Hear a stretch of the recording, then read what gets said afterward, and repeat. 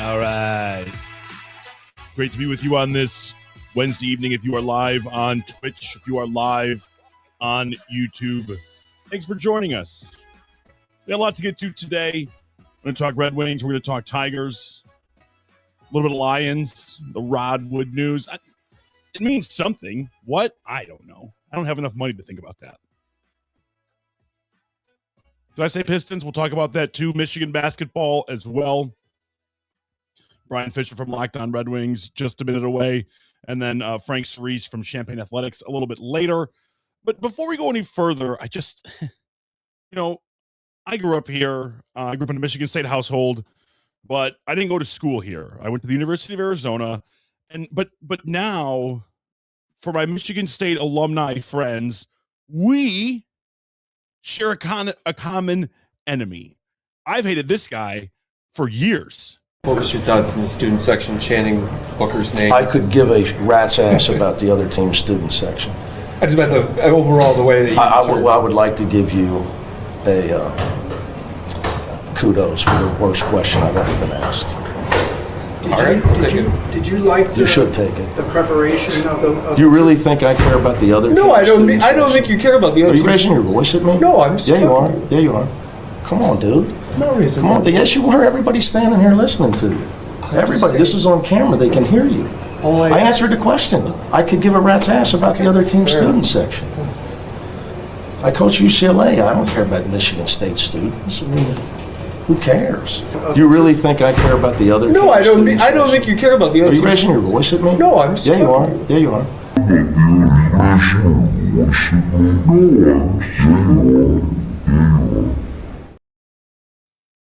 Dude, just take your 23-point loss and get the hell out of here. And he's like, I'm the coach at UCLA. Today is February. Call me in a month, Mick. Maybe not anymore. He is always just such a pious asshole in any situation. And, it's funny. I've been a reporter, a radio host, a TV host. I have sat through hundreds, if not thousands of press conferences, and I have heard some really dumb questions. That one, nowhere near one of the dumbest. Are you raising your voice at me? I don't know, Mick. I'm 6 inches taller than you. I can't hear you from up here. God. Anyway, I saw that. I didn't watch that game, but I saw that this morning, and I was just like, oh, my God. This is one of those people you just love to hate, right? I'll calm down. Probably not. But anyway, our next guest from Locked On Red Wings, my good friend Brian Fisher. Brian, thanks for coming on, man. Thanks for having me, Zach. It's a long time no see, man. I know. We see each other every day. We work together. Yeah. And now, not so much. But it's always great to have you. And, Brian, earlier, I know you were watching like I was. In fact, I was sitting right here doing it. I thought that, Team USA was going to get away with a nice one here against Sweden. And then all of a sudden, your friend and mine, Lucas Raymond, made an amazing pass and almost ended the whole thing. I mean, but what an overtime win. That was awesome. Yeah, it was electric. When Lucas Raymond made that pass, I tweeted out, I was like, Lucas Raymond, I love you, but not right now. Now's not a good time. What are we doing? I mean, obviously, the hype is going to be surrounding Team USA and the win, and of course, the goal that Larkin scored as he continues to kind of elevate himself in those clutch moments during international games. We all remember what ended up being the game-winning goal he scored against Canada in the preliminary rounds of the Four Nations. But what a tournament for Lucas Raymond. He ends his tournament in the quarterfinals here, but he finishes it as of now, because things will change with the semifinals and the finals, but he's tied for second in the tournament's points with 9, with Macklin Celebrini behind only Connor McDavid of Team Canada. I mean, he's had an incredible tournament, only 1 goal, but 8 assists. Mind you, Zach, I don't know if you saw this, he broke Team Sweden's single tournament assist record, which was held by Peter Forsberg. Pretty good guy. Pretty good guy.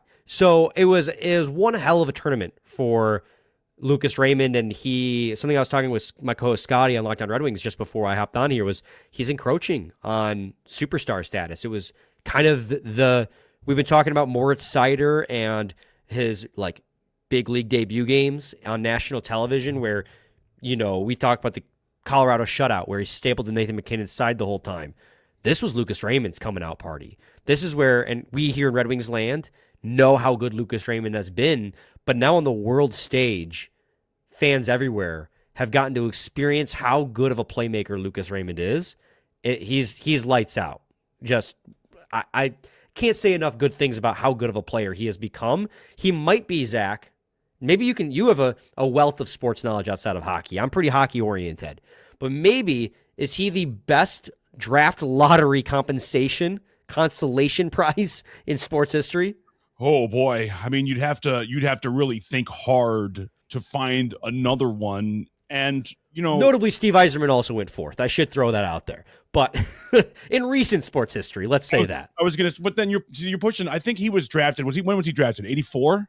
Yeah, as in the 80s. So, I mean, I wasn't born until 85, so that doesn't count. Let me ask you this, because I see a lot of this. There are 3 teams in the tournament. One of them is now eliminated, and Sweden was the third, that have all NHL rosters. There are 3 of them, but there are NHL guys littered everywhere. This is basically, Brian, just a reshuffling of NHL rosters. What does that do for the rest of the NHL season going forward? You mentioned, the tournament that Lucas Raymond had. Like, how do you build on that if you're him, and how does it translate for a team like the Red Wings who've got a bunch of guys in action? Well, first and foremost, you just pray everybody comes back healthy. We saw Kevin Fiala of the LA Kings snap his leg earlier in the tournament, needed surgery in Italy to repair it. So you hope that doesn't happen. We saw Crosby leave the quarterfinal game today with a knee injury. He's getting imaging. We don't know what the result of that is. So first and foremost, it's about getting your guys back healthy. And as far as we are aware, Lucas Raymond and Moritz Seider are coming back to Detroit relatively healthy. Now, Lucas Raymond's been battling a shoulder injury throughout the season, still on pace for 88 points, would be another career high for him. But he had a huge tournament. Seider obviously put up 2 points in 5 games, but you're asking him to be the defensive shutdown guy for Team Germany. He played the most minutes per game out of anyone I think just most minutes total out of anyone in the tournament up until this point. So that's number one. Number two, it's kind of just like future proofing. We saw a soft trade deadline prior to the Olympics because you only really have about 2 weeks once the Olympics end, maybe even a week once the Olympics end to the actual trade deadline. And we saw a lot of teams start making trades prior to that because you didn't know what the Olympics would hold. So if you were holding on to a guy that could go play in the Olympics and he gets hurt in the Olympics, his value's gone. So a lot of teams are taking that, took advantage of that, but we still have the real trade deadline and these guys who come back healthier. It's going to be, you saw, Vincent Trocheck's had a pretty nice tournament. Mika Zibanejad had a really nice tournament. Both those guys play for the New York Rangers. So for teams that are looking to buy, you look at the tournaments that they've been having and you go, they're showing up on the world stage. As far as the players go, the ones that come back healthy, we saw a little bit of a dip between Raymond and Larkin after the Four Nations last year. And you wonder if the emotional height of the tournament led to kind of that rebound effect when they came back to Detroit and the stakes weren't as high. If they were high, they were in a playoff chase, don't get me wrong. But we're talking about best on best international hockey versus a playoff push for an NHL team. So you wonder if there's that rebound effect, or is it going to be the opposite where they carry that momentum? All of that, it's like that rust versus rest conversation people have in the playoffs all the time. Frankly, I feel like at the end of the day, these are professional hockey players. They know it's got to be done. And if they get it done, it's because they were that was the team that deserved it. I think using a rest versus rust mentality is kind of just preparing yourself to have an excuse. Yeah, right. You're answering the problem before there really is one. You wouldn't if you keep winning. There is no conversation in that realm at all. I want to talk about the trade deadline in a minute, Brian. But leading up to the Olympic break, for you, I mean, you watch this team day in and day out far more than I do. Who's been the biggest surprise for you in a Red Wings jersey through the first half of the season? And I mean, for me, again, from 30,000 feet, it's John Gibson. That's a really good one. Actually, yeah, I think that probably is my number one. Now that you said that. He started the season very, very poorly. It was a tough adjustment for him to play in a new city after spending his entire career in Anaheim behind a new defensive group, probably assuming a new style of play from the team in front of him as well. And he was one of the league's worst goaltenders through the first 2 months. Up until December, he had a 4-0 shutout in Vancouver, and he switched to Flip. But Scotty and I, between him and Cam Talbot, we were discussing calling up Sebastian Cossa, who's been really good for the Griffins this year.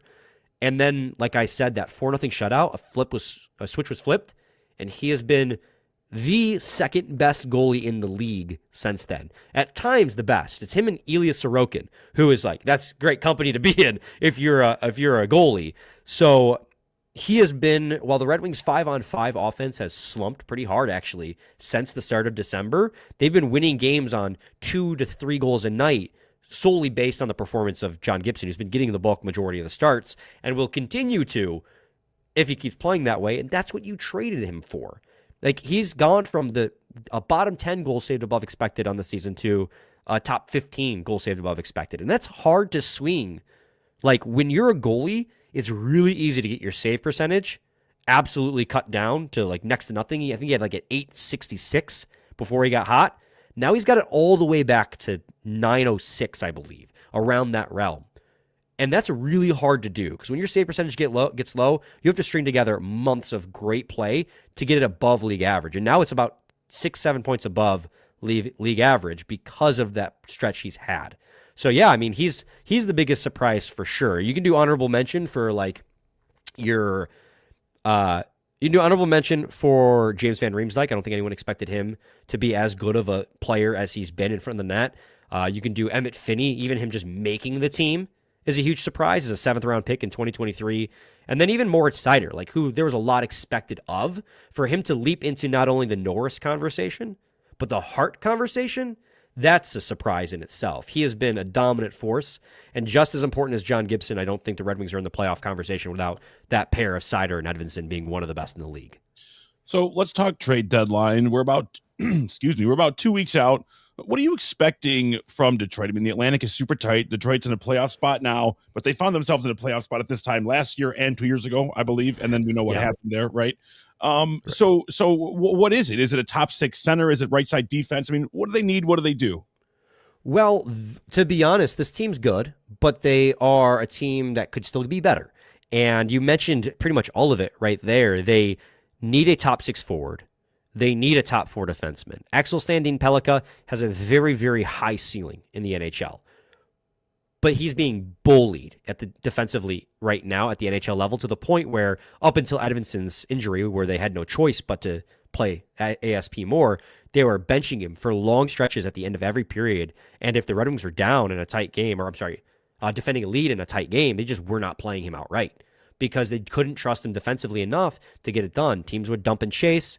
He would get bullied off the puck. So while he is a NHL caliber prospect and he's going to be very good someday, he needs to be sheltered more and he needs more seasoning. And you cannot do that with a second pair defenseman.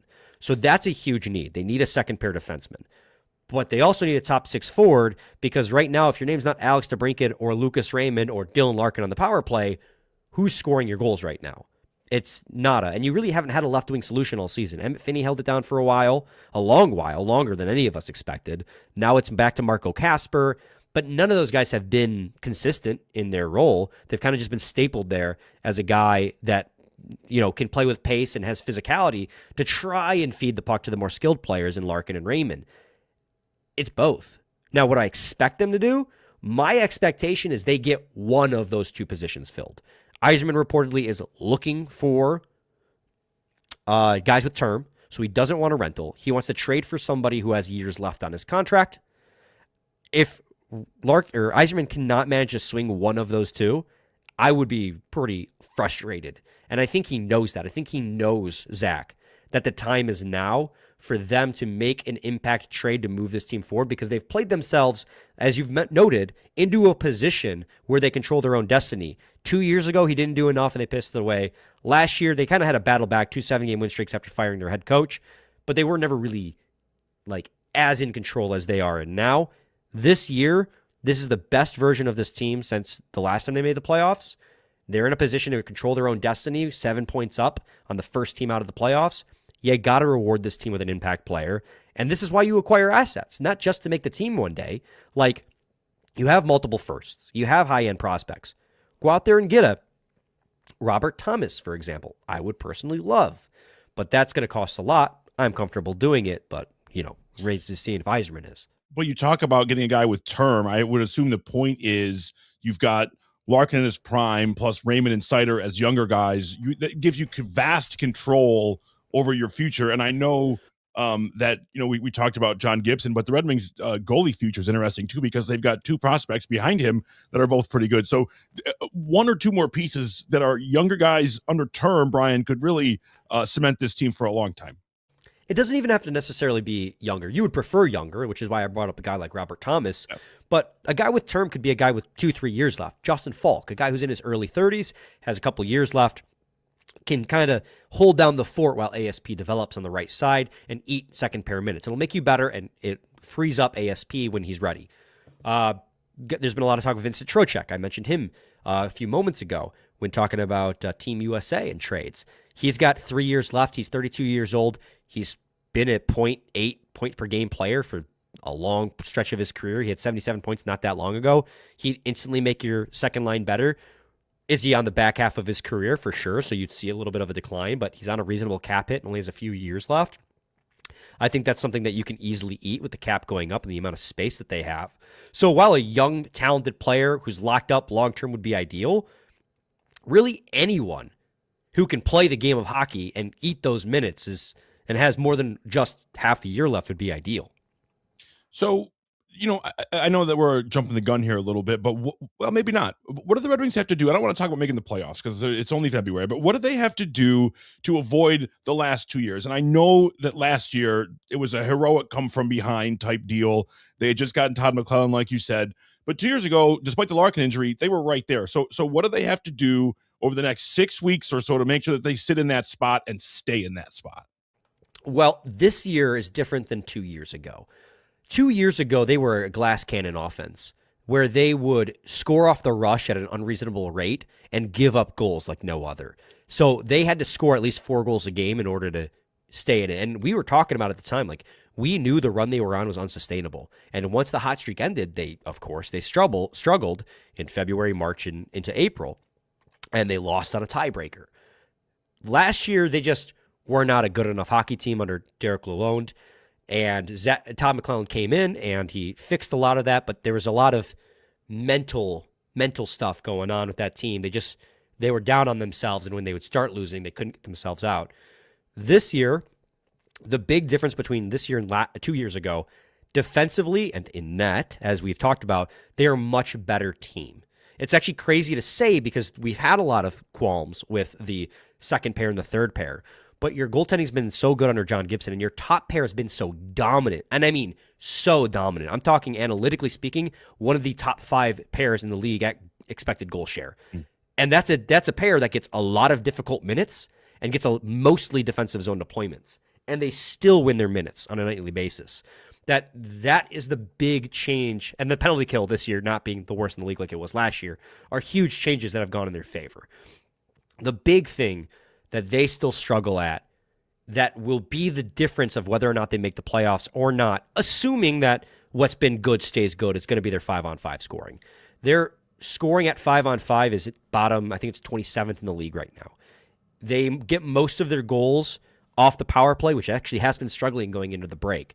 So that's, again, kind of why it is very important. Some people would value a top 6 forward over a top 4 defenseman, despite the bottom 2 pairs defensive struggles, just simply because we need a little bit more spark in our 5-on-5 offense.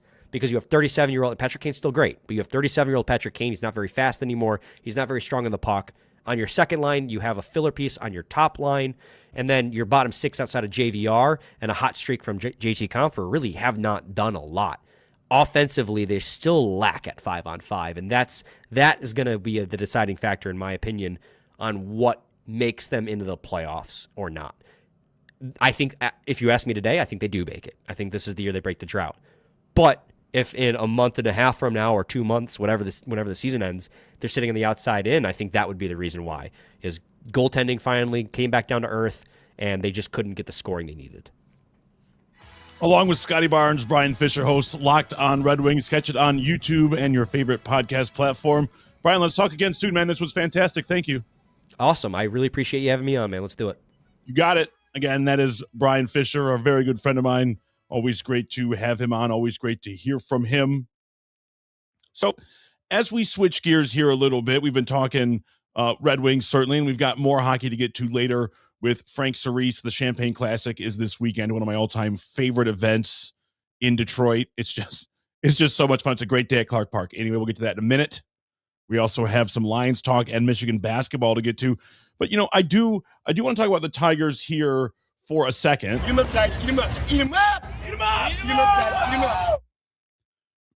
Spring training is on. It's happening. But we are so early on that things can get a little weird conversationally when people try to overanalyze things or overproject things. But I've got something.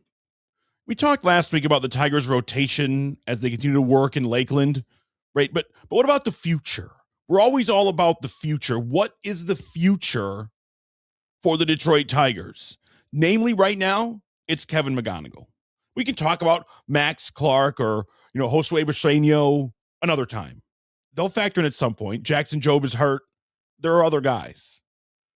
But Kevin McGonigle is the Tigers' top prospect. I believe he's baseball's number 2 overall prospect in the pipeline.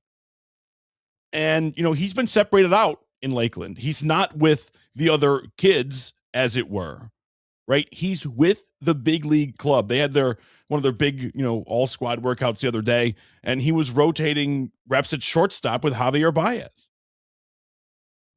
Does this mean that he breaks camp with the team? Should he break camp with the team? One of the Tigers' criticisms, like from the fan base to upper management, has been like they play this keep away type defense where, well, we can't block the kids. We can't block the kids. Okay, fine. I mean, for some of you, not fine, but for me, it is fine if at some point you show us the kids, right? Does it have to be immediately for McGonigle? No. I mean, I've seen a lot of speculation that, by May 1st, many people think McGonigle will be in Detroit. Excellent. Let's get excited, right? I'll tell you what, man, every time a young kid pops through and gets hot, I'm not saying McGonigle will, but he could.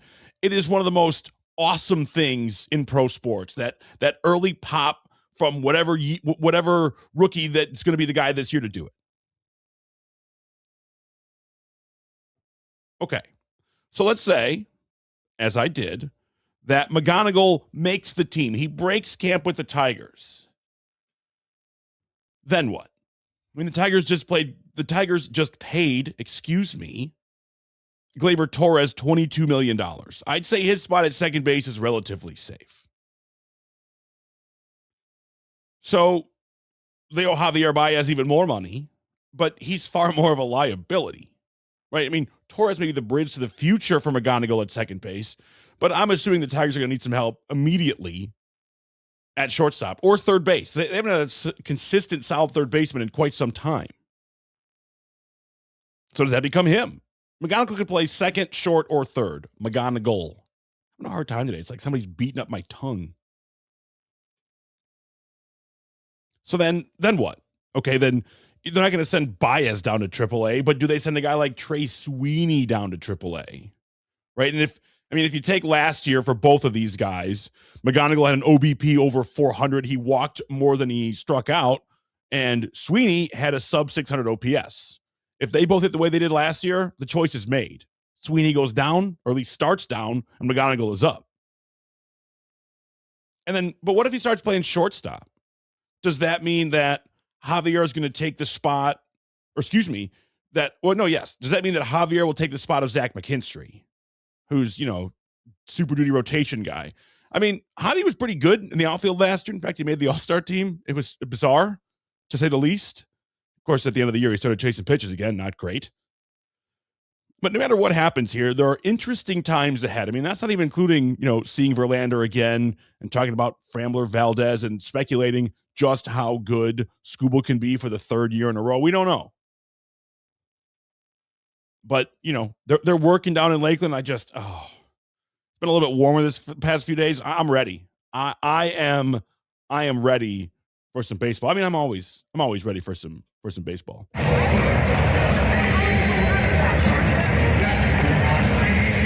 Just before I came on earlier, the Detroit Lions announced that Rod Wood, the president, CEO of the team, excuse me. I think the problem is I'm not drinking enough water, he says as he sips whiskey. So right before I came on, the Lions say Rod Wood is retiring. He's stepping down. He's been at the helm since 2015. And originally I viewed him as part of the problem, right? I mean, he'd already come from the Ford family's money. He was their, I don't know if he was their personal portfolio manager with the family. I don't know what he was. But to me, he was just one more Ford byproduct that was not going to help the Lions win. And for several years, that is exactly what happened. Now, over the last 3 or 4 seasons, things have changed a bit. Okay. What do I think of Rod when he's out the door? I don't know. I mean, am I supposed to have an opinion on the way the president and CEO operated the Lions? I don't know. They have spent money. They've won football games. Yes. I don't know. I don't think I have anything else there. He runs a tight ship? Question mark. I don't know. And then what does it mean going forward? Not having Rod Wood? I don't know. I mean, the answer is not nothing. But to me, you know what my hope is? We don't notice that Rod Wood is gone. Right? Like, that's what you want here. That things just keep going the way they are as far as, like, not bleeding money and not making stupid GM hires. Right? Like, you just keep doing those 2 things and we probably won't hate you. Sick, dude. Let's talk real football. A couple of days ago, the Dolphins released Tyreek Hill and Bradley Chubb. Right? Saved about $60 million. And this is going to start happening more and more frequently as we get towards the beginning/end. I guess if the beginning, then it's the end. I don't know, of the new league year in March. That's when bonuses are due. So Detroit's not rebuilding like the Dolphins, right? I mean, you know, they have a new head coach. Who knows what's happening with Tua? I don't think Tua knows what's happening with Tua. But Detroit could certainly stand to save some money. They have been spending like water, which I encourage. Spend money. It's not mine. I want to win. Spend the money. Yes. So who for the Lions could be the Tyreek Hill and Bradley Chubb? They don't have anybody of that caliber or of that weight when it comes to contract to dump unless you, I mean, I think the biggest cap hit is Jared Goff and it's huge. It's like $70 million. What are you going to do? Cut him? The dead cap would eat you anyway. Doesn't matter. I look at, there's 2 guys, and I don't say this lightly with either one of them, but the first one is Graham Glasgow. Clearly his best days are behind him. And the Lions could save, depending on when they cut him, between like $5.5 and $7 million. And then I really don't like to say this because I'd prefer that he stayed, but the way the Lions did not use David Montgomery last year, and maybe Petzel will be different. I don't know. We're going to find out, maybe. You know, you could save yourself between $3.5 million and $6 million on David Montgomery. I mean, you could save yourself up to like $13 million on those 2 alone. Right? And then, you know, can you restructure? I mentioned Jared Goff's $70 million cap hit. I think Aleem's is 17. Right? You're probably more likely to find some money in a restructure than trying to save money by cutting a guy like David Montgomery. You may cut Glasgow for other reasons. And then there was a lot of talk. Anytime there was any kind of movement on a defensive end or outside linebacker that can play the end, the talk just goes immediately to Detroit. You know, Max Crosby, we've been hearing about him for years, it feels like. And then, you know, Bradley Chubb, right? He is a good player. He's a great player. But the thing is, like, we were talking about saving money. I think he's due like $30 million. What do you do? Extend him and restructure that too? That doesn't make any sense. If they want a defensive end, to me, draft one. Akeem Mesidor from Miami, Keldrick Falk from Auburn. I mean, maybe a guy like David Bailey falls to you from Texas Tech. You get lucky. Go up and get him, I guess, if you wanted. Spend that money on the offensive line. Spend your free agency money on the offensive line, draft on the defensive line. That's my hope for the Lions going forward. How that'll translate, we're going to find out.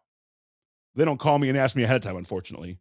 Detroit basketball! Yeah, they should, though. They should be calling me. Shame on them. Really quickly on the All-Star break, boring, but if Anthony Edwards wasn't like eye-droppingly amazing, Cade Cunningham might have been the All-Star Game MVP. That lob to Duren was nasty. It's just so much fun watching others discover Cade Cunningham. It's even fun for us to discover it. It was a slow-ish start for a number 1 overall pick, but I mean, he has just been phenomenal. And his leadership, his steadiness, he has been just a dream come true. Now, would you have liked to have won the lottery when it was Wembanyama? Yes, but they didn't. So what are you going to do? What are you going to do? Detroit plays the Knicks on Thursday, and they've been red hot against the Knicks over the last 2 months. They've outscored them by a combined score of 239 to 170. That's just in 2 games. But as we know, things will be different on Thursday. Duren and Beef Stew are both still out. I think this will be the last game for Duren, and after this, Beef Stew will have 5 more still. It was 2 and 7. So you're down your primary rim protectors again. But dudes like Paul Reed have really stepped up, Tobias Harris as well. And we know that Cade can shoulder the load offensively if he has to, and likely he's going to have to. Detroit has a 6-game lead on the Knicks, 5.5 over Boston. The Knicks are in 3rd place. So it's like this game is a must-win. But if Detroit can go to Madison Square Garden and pound the Knicks again and do it without Beef Stew and do it without Duren, at some point that has to be mentally damaging. It has to be mentally damaging to the Knicks. And that's what you want as we get closer and closer to the playoffs. Make sure that the Knicks, that they can't even think about catching you. They're so demoralized that that's out of the question for them. They're not going to catch you, and they hope they don't see you in the playoffs. Let's see it.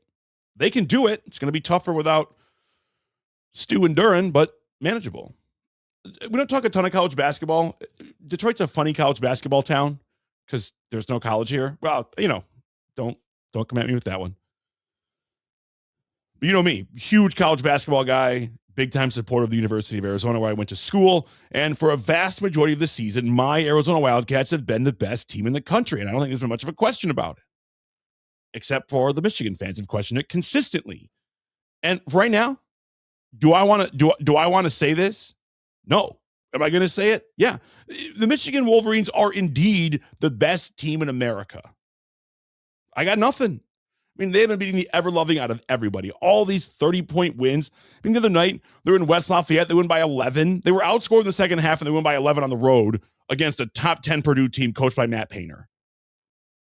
That's incredible. You lose one game at the Kohler Center by 3. Okay. Again, that's not uncommon for most teams.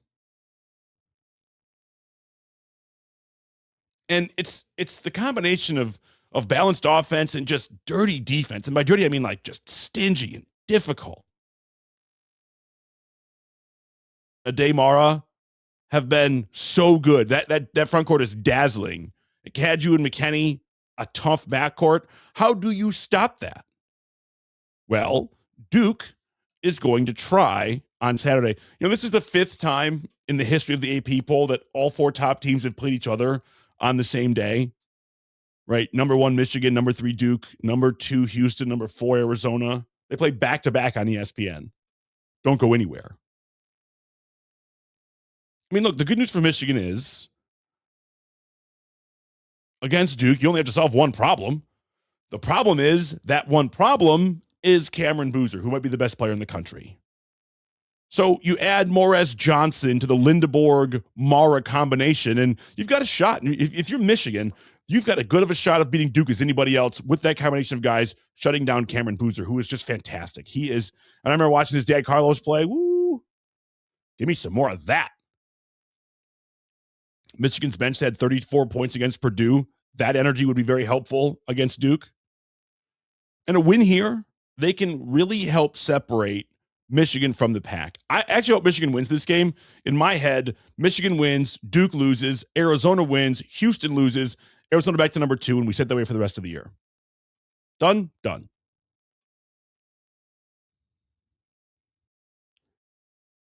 So I want to bring on a good friend of mine right here, and he actually joined us earlier. We're going to pipe him in now, though. On the ZC show from Champaign Athletics, Frank Cerise. Hi. Frank, how are you, man? I'm good. How are you, Zach? Hey, I'm doing great. Even better now that you're in front of me. And, before we get too far into this, you and I now have a new common enemy. I have hated Mick Cronin for years. I mean, like years I've hated this man, right? Arizona, UCLA, no good. Did you see him last night? His little temper tantrum in the hallway? What did you think of that? I did. I mean, like, what are you going to do? Like, I feel like everything I read, and I don't know much about UCLA hoops or the drama over there, but it sounds like he's on his way out and people want him on his way out. The Izzo and the Izzo have been there forever. So if you can't handle it, I don't know. It's just Big Ten basketball. Like, you got your ass kicked. Get out of here. Yeah, I know. Right. Take your 23-point loss and walk out. Frank, we love a good full circle moment. And for those that don't listen to the To Be Frank podcast, shame on you. But if you don't, you missed the story about young Frank, current Frank, and Chris Osgood. Can you tell me that story?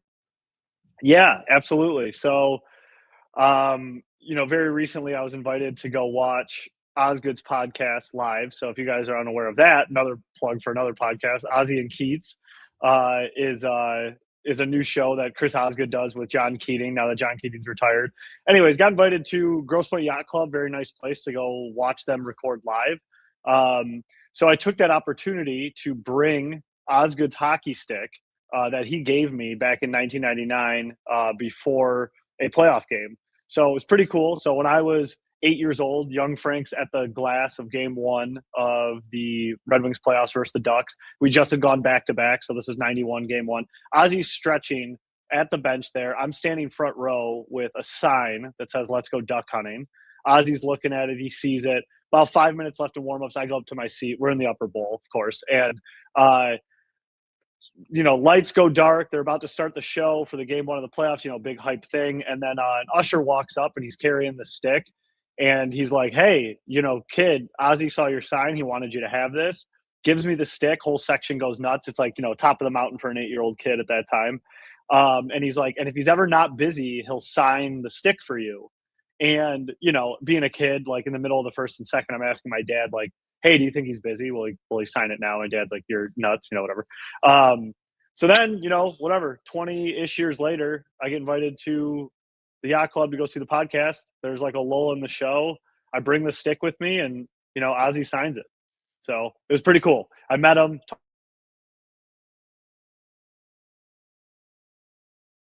I put the signature on it. Really cool moment, honestly. I mean, for those of us that are, you and I are about the same age, for those of us that grew up around that time and watched that team and loved that team, what a moment that would have been 2 times. Yeah, it was awesome. Like, it was getting the stick, like that night, when we were kids, everything Red Wings was just unbelievable. So Yzerman was my favorite player. He had a hat trick that night. Wings win. They just won 2 Stanley Cups. I just started playing hockey like a year and a half ago. I was peaking. It was like the peak of my life. So it was awesome. And, just to be like a little kid again, just to go up to Osgood and be like, "Hey, I'm 35 years old now, but you're still my favorite goaltender of all time. I think you're a Hall of Famer. You're awesome." And for him to just be so cool about it and sign the stick, it was great. I got it back here in the pile somewhere. So yeah, I mean, I watched it and it was just it was such a cool thing to see. And Frank would talk about the current Red Wings. We found ourselves the last couple of seasons in a similar spot here at about this time where they were trending in a certain way. Now they got to this spot 2 different ways the last 2 years, but it all ended the same way. And I'm wondering if you think they have the staying power now to, at least close out the season and play a damn playoff game at LCA. Yeah, well, I am never going to say they're not. For the last 3 years, I've said they've had the power to get through this and get through. There's no reason I'm stopping with this team. The biggest difference, though, is the young guys have been through it now. They're stronger. They're bigger, stronger, faster. We have better goaltending. Gibson's been the hottest goalie in the NHL. And this is Todd McClellan with a full year. So this is where, we can really push through. And I think those three differences are key. And we need Larkin. I mean, Larkin just scored in the USA game I'm watching here. We need Larkin to really show up and stay healthy. And that's if we can, if Larkin can get hot at the end of the year here, stay strong, lead the guys. Because remember, a couple years ago he was out for a week, and I think we lost every game during that.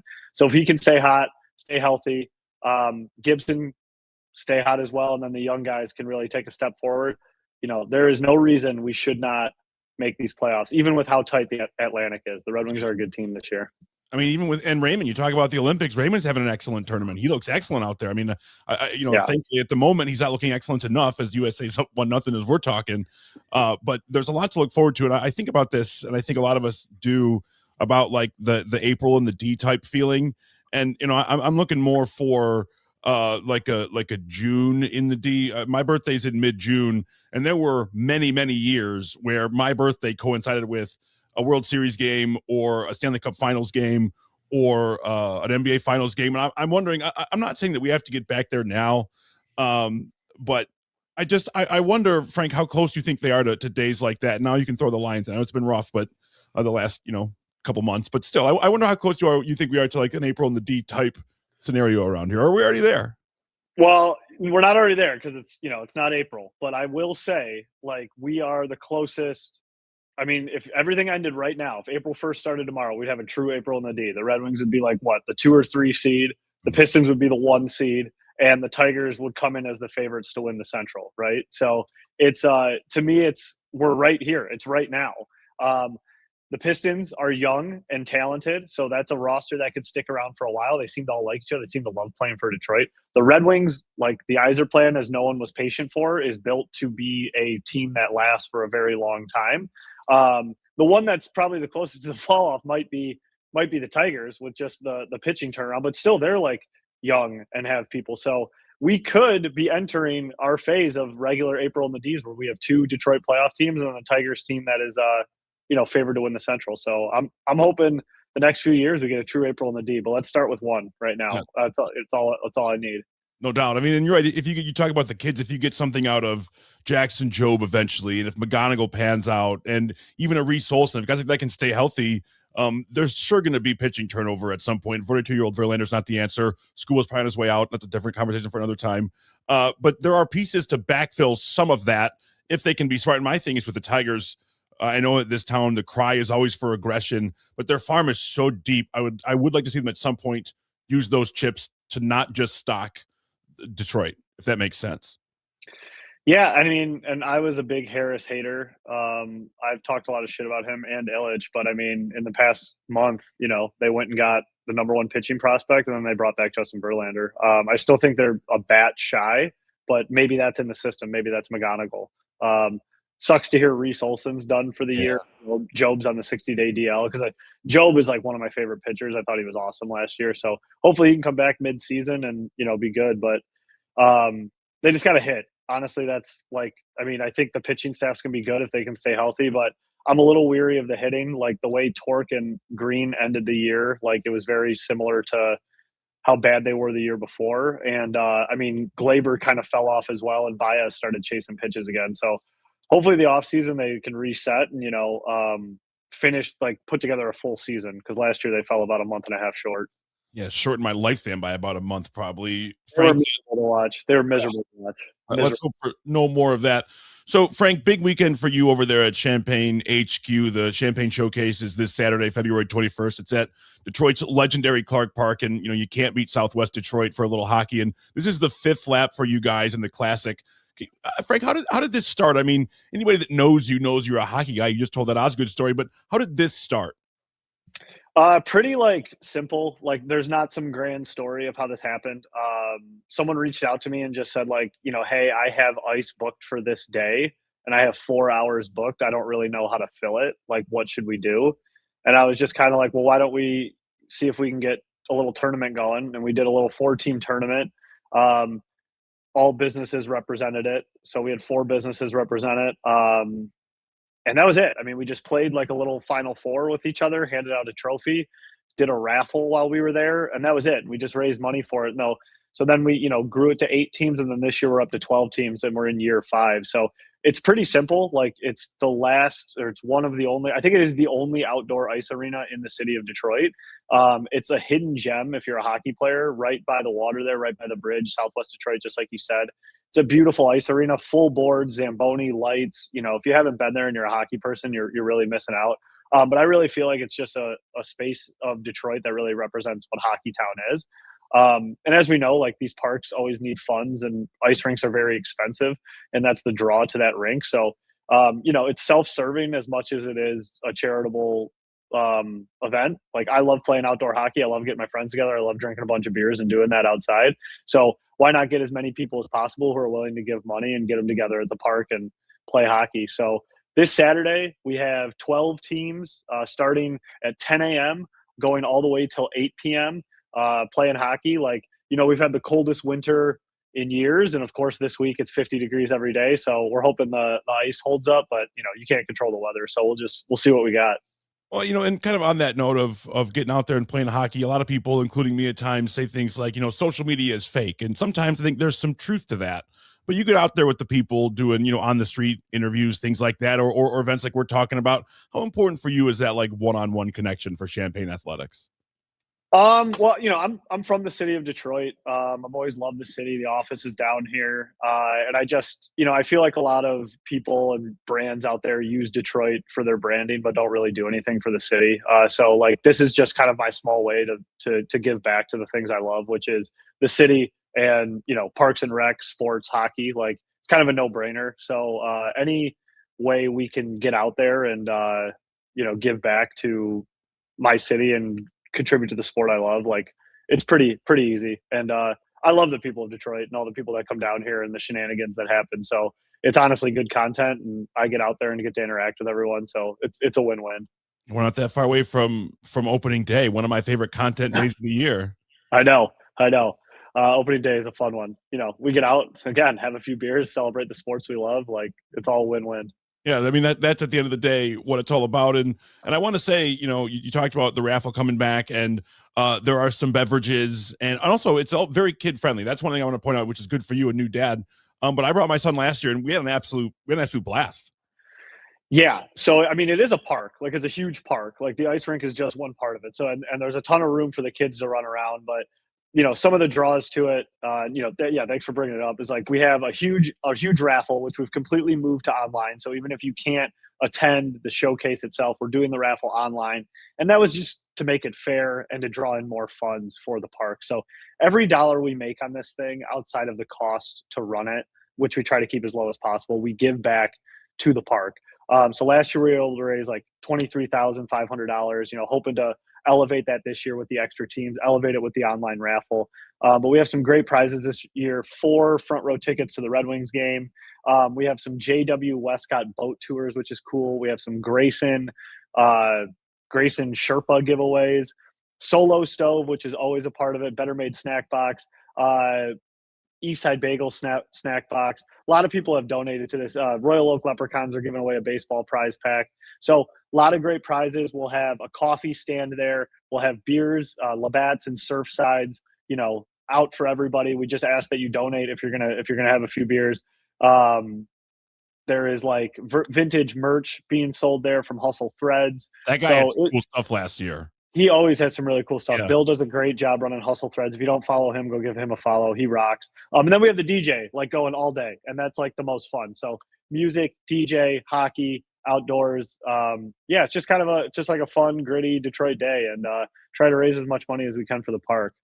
All right. So Frank, the real question is, y'all snapped your offer last year. I mean, is it 2 in a row? Do I remember that correctly? Yeah. So one of the I don't know, part of the lore of the showcase is for the first 3 years, I didn't win a game. So Team Champaign Athletics never won a game. And then last year, we were finally able to break it. I think we won 6-4, 6-3, something like that. So I was very happy about it. Feel good this year. We like our roster. We like our team. We have confidence coming in. But we know on the other side, Bolin Financial is going to come in angry, pissed off. So the way this thing works, as I mentioned earlier, it was a tournament. I kind of realized that the more teams I could get in, the more money I could raise for the park and the more people could be involved.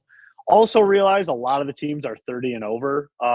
There was guys just like playing one game, and if you won, you had another game like 2 hours later, which just kind of like sucks. You're standing around in your equipment. You know, people got kids and families. They can't hang there that long. They're tired. They want to party. So I just said, you know what, we're gonna turn this into bowl games. So we got 12 teams in 6 games. You're just playing against your one team. You get more, you know, stop clock periods are longer. So it's a full game with refs and scorekeepers. Like, so each game is broken out into their own thing. So we'll play, you know, Champaign Athletics will play my buddy's team, Bowling Financial, you know, hopefully till the end of time. So the rivalry will just keep building and brewing. But in the new format, you know, technically we're 1-0. So that's great. I mean, look, that's where you want to start. Frank Cerise and Champaign Athletics can be found everywhere on social media. I swear by the weekly non-debatable Detroit Heat Report. Don't forget to check out the Fizz and the To Be Frank podcast, both of those wherever you get yours. Frank, we'll see you this Saturday at Clark Park. Thanks a lot, Zach. Really appreciate it, and appreciate you all for showing up. See, that's what happens when I'm running my own show here, and I'm like, how do I get myself? There we go. Couldn't see myself there for a second, which I know nobody was complaining about. I know that this is normally a lighthearted show for the most part, and that is by absolute design. Your life is hard enough. Sports need to be taken too seriously, you know, at the same time. But before we get out of here, I wanted to say a few words about my friend Scott Millington. He's in this picture right here if you're watching us. I took that picture about a year ago, actually, pretty close to a year ago. I got to know Scott over the years through food and booze events. We have similar interests when it comes to the local food and beverage community, openings, things like that. We have a lot of mutual friends. We had similar tastes in things like art and sports. I was always interested in his pictures. He was interested in my podcasts. We lived in the same neighborhood. Through those channels over the years, like I said, we became friends. He was such a good human and a gifted photographer. He was one of those guys that just brings a smile to your face when you see him. Scott passed away a couple of days ago, reminding us that life is not only short, but it is intensely precious. I, like many others, am absolutely devastated. Anytime you meet somebody or you have somebody in your life, a friend, a close friend like that, life can never be the same again. Doesn't mean that it's over or it stops. You know, they take that piece with them. So, you know, I wanted to make it known how good of a guy he was. And, you know, I'll see him on the other side.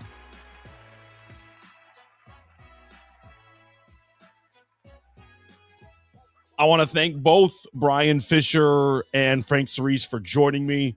Remember, this can be found on your favorite podcast platform every Thursday. I think about that. I'm like, today's Wednesday. Every Thursday on your favorite podcast platform. We're live every Wednesday, 7 o'clock, both YouTube and Twitch. You can catch shorts, reels, all that fun stuff on TikTok and Instagram as well. As always, it's great to be with you. An honor. We'll do it again next week. Peace.